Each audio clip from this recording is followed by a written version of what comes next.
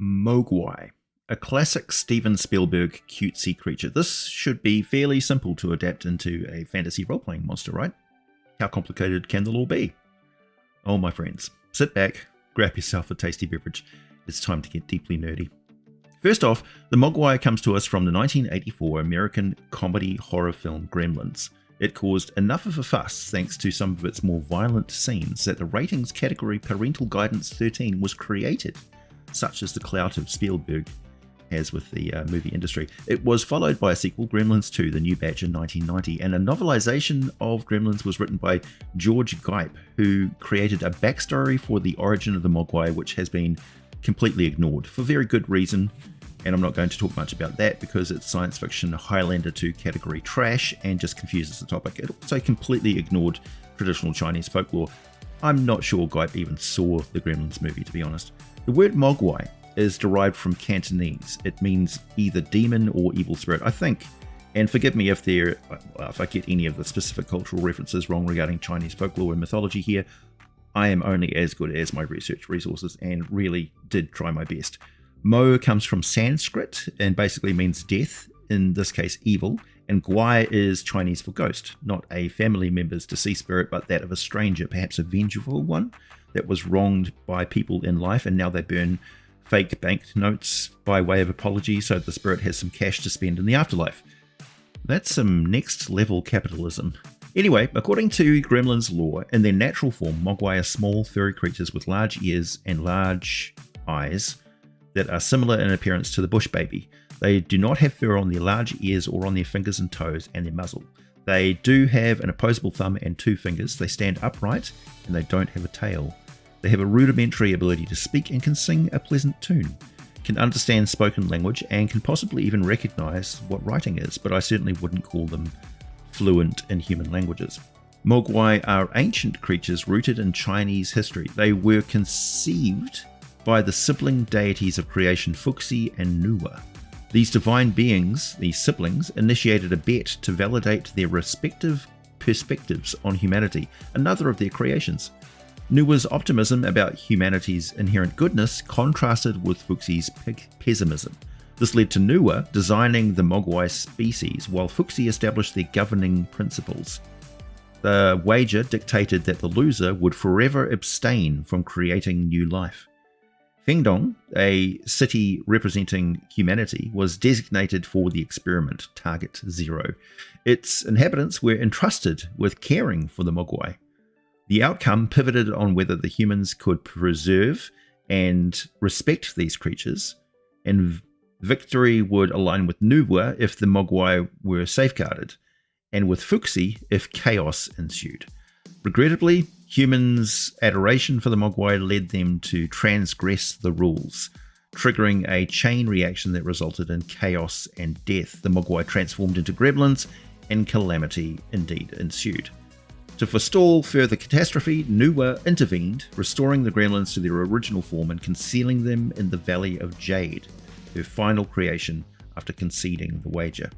For generations, the Mogwai remained secluded in the tranquil Valley of Jade, detached from the world. However, in 1920, an unintended separation occurred when Gizmo, the warrior protector of the village, defended his home against a wild bird creature that carried him far away from his home and close to humans, who soon discovered him when he was captured by a traveling show, a circus, on an unnamed mountain range. Gizmo suffered abuse from the circus proprietors.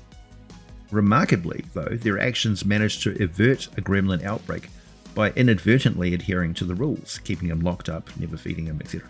Sometime later in Shanghai, a boy named Sam Wing and his grandfather spotted Gizmo on display and resolved to liberate him. The grandfather unveiled their mission, a journey to the Valley of Jade. During this time, Gizmo encountered water, birthing 4 Mogwais that eventually transformed into gremlins.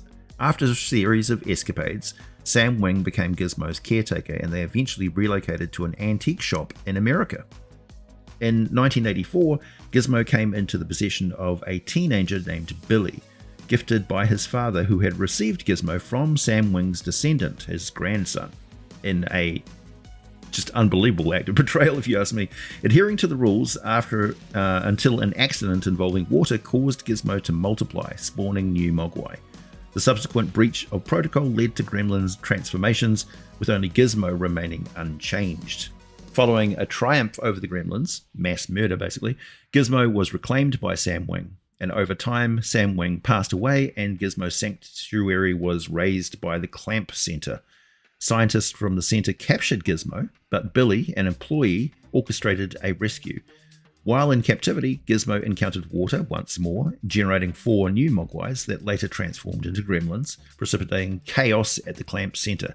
Subsequent triumphs against the Gremlins reunited Gizmo with Billy as his new owner. Though Mogwais assume an endearing and benevolent mammalian guise, these creatures possess an inherent malevolence, their fluffy form representing a harmonious spirit. The Mogwai's nature, though, is supernatural and entwined with specific rules. Avoidance of bright light, especially sunlight, to avert combustion. So they burst into flame and will completely immolate in direct sunlight. So if that doesn't indicate that this is some sort of an evil supernatural creature, I don't know what is. Prevention of exposure to water to hinder rapid asexual reproduction triggered by rainfall, and withholding food after midnight to prevent transformation into Gremlins. Gremlins emerge from cocoon-like pods and manifest a more menacing and destructive nature. Secret legends suggest that consuming the fluffy mammalian form of a Mogwai might confer immortality, whereas consuming a gremlin leads to severe illness. Mogwai possess a captivating charm, appearing as endearing small creatures adorned with fluffy fur and large expressive eyes. Their inherent gentle nature is often accompanied by a calming aura, making them a delightful discovery in various settings such as remote forests, hidden caves, or even as cherished pets to reclusive wizards. Players can choose to engage with Mogwai, reaping benefits like the healing touch or temporary hit points from their soothing melodies and the ability to pacify agitated creatures, per se. However, interacting with Mogwai comes with responsibilities. To gain their favour, players must adhere to specific rules. Bright light can temporarily blind them, water exposure could trigger their rapid reproductive cycle, and feeding them after midnight might lead to unexpected and potentially chaotic outcomes. Players might find themselves on quests to safeguard Mogwai communities from external threats, assist them during vulnerable phases, or undertake endeavours like locating rare herbs crucial to their well-being. On the other side of the spectrum, Gremlins embody chaos and mischief. With reptilian appearance, sharp claws, and glowing eyes, Gremlins thrive in environments steeped in turmoil. Urban landscapes or regions tainted by dark magic are common habitats for these malevolent creatures. Gremlins are aligned with negative energies, possessing abilities such as sabotage, illusion casting, and the ability to create minor curses. Their mere presence can disrupt magical effects, leading to unpredictable scenarios. A gremlin outbreak within your game world can drastically alter the environment. Players might encounter malfunctioning magical items, illusions that distort perceptions, or invisible forces triggering unexpected traps. Addressing such outbreaks may require players to investigate their source, find effective containment methods, or even negotiate with otherworldly entities to banish the gremlins and restore stability. Integrating Mogwai and Gremlins into your game brings forth a range of gameplay dynamics. Choices related to these creatures hold significant consequences. Properly caring for Mogwai can lead to potent blessings, while mishandling them might result in curses or chaotic events caused by the Gremlins themselves. Resource management becomes crucial as players must ensure the well-being of Mogwai while avoiding the inadvertent negative repercussions.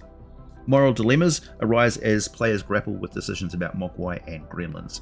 The question of prioritizing the greater good by containing gremlin outbreaks versus risking chaos for potential gains becomes a central theme. The introduction of unique items or abilities further enriches gameplay. Specific artifacts or skills such as Mogwai Whisperer can enhance communication and interaction with these enigmatic creatures. I'm not sure where I saw it in my research, but the idea that the gods who created the Mogwai did so by mating dragons with pandas just sounded absolutely hilarious to me. I mean, it certainly adds up, right? The fluffy, rounded and harmless seeming Mogwai who dwell in the shade of the giant bamboo forest, their diet restricted to just those tough plants with occasional years of great famine as the bamboo naturally dies off periodically. The Mogwai mammal form has the qualities of its panda heritage, but when forced to eat something else in the depths of the night, the dragon side of the gremlin emerges, creating absolute chaos.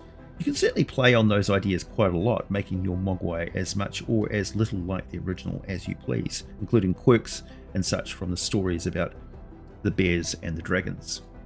So there's a lot of potential in introducing Mogwai, and if you're playing traditional Dungeons and Dragons, these are obviously creatures that could come over to the Forgotten Realms from Karatur, or more exotic places, something that you would pick up in the city of Sigil, an exotic pet, a familiar.